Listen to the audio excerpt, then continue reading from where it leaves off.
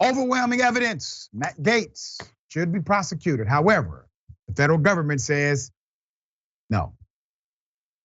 Tragedy. Put up the picture full mass.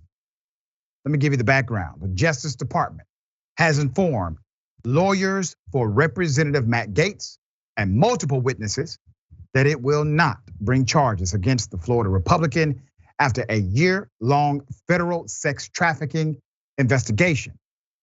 I'm going to give you the background as to why I disagree with the DOJ on this.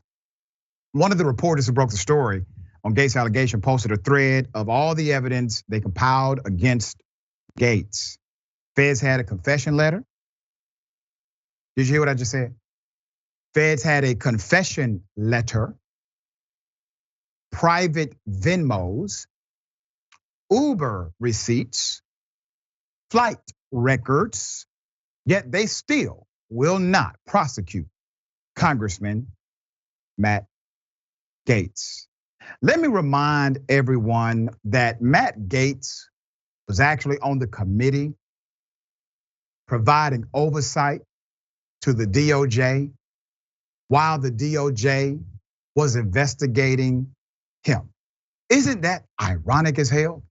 The man is on the committee to oversee the group of people that launched an investigation into him. All right, so let's talk about it. Let's put it up. Jose does great reporting. We heard Gaetz use Greenberg as a front man and fixer. We got Venmos showing at least one instance that hinted at that. He then talked about the network of women paid using Venmo. Let's put it up. All right. They then carefully combed through the Venmos to spot anomalies. After a week, we were able to see the full picture. Greenberg had paid a vast network of young women. Now we understood the Gaetz-Greenberg relationship. He also talked about the witnesses they spoke to and confession letter, right? When we broke this news, more witnesses started talking. They backed up everything in the Venmos. They described how Gaetz regularly sought young women, nearly all blonde college freshmen. He apparently had a type. Surely there is something more than private payment transactions, right? I found out that Greenberg had written a confession letter. Greenberg, the bestie of Matt Gaetz, tax guy in Florida. After very sensitive deliberations, I managed to snag a copy, just a snippet. My jaw dropped. This was a bombshell. He talked about finding the physical letter along with the text. My editor demanded we do our own forensics, he says.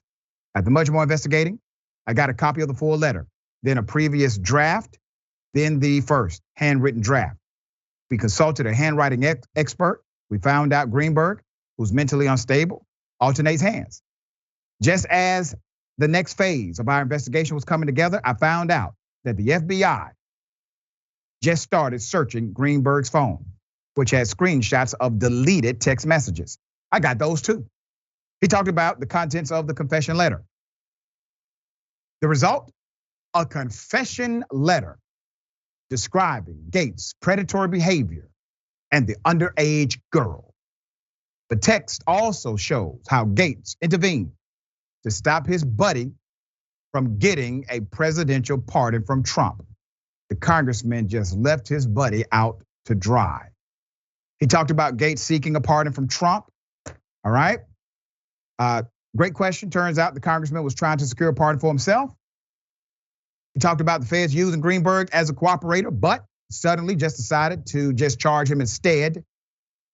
The corrupt tax official who knew all about his buddy's sex with girls got sentenced in December.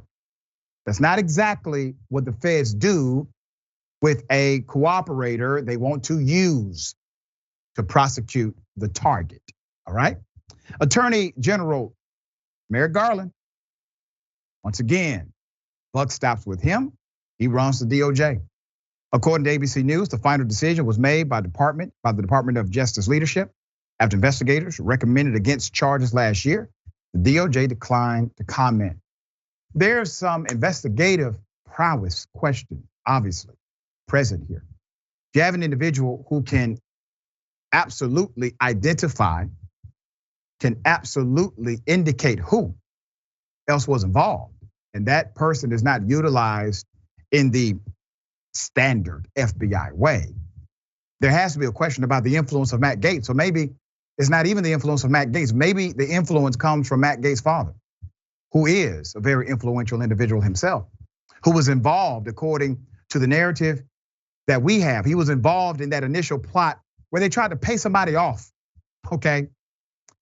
They went on Fox News and other places to talk about it kind of publicly. They were giving softball interviews about the whole damn thing. Let's be very clear.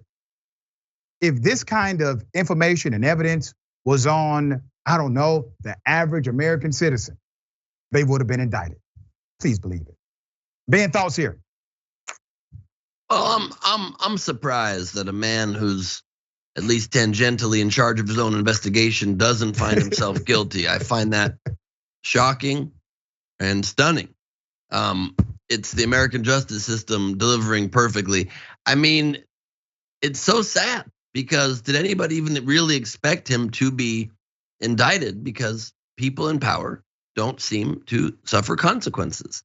It seems the only times you really suffer consequences is when you just admit it yourself. Like last time one I can think of almost is Nixon resigning. Like if you don't step down yourself, you're not gonna suffer consequences, which really reduces the inkling to resign. Matt Gaetz is a dirtbag. It's obvious, and we got the receipts to prove it. Yeah. So obviously he should walk scot-free and continue making our laws. And you got to think about, you got to think about the power Matt Gaetz has today, right? Matt Gaetz has more power today in the Republican Party than he did when Trump was president of the United States. He was able to broker a deal that satisfied him. He stopped the speaker from getting elected until it was time for him to agree, right? Once he agreed, then the guy gets elected. Well, he gets elected because Matt Gaetz got a bunch of promises. The question I have, was this part of the promise matrix somehow?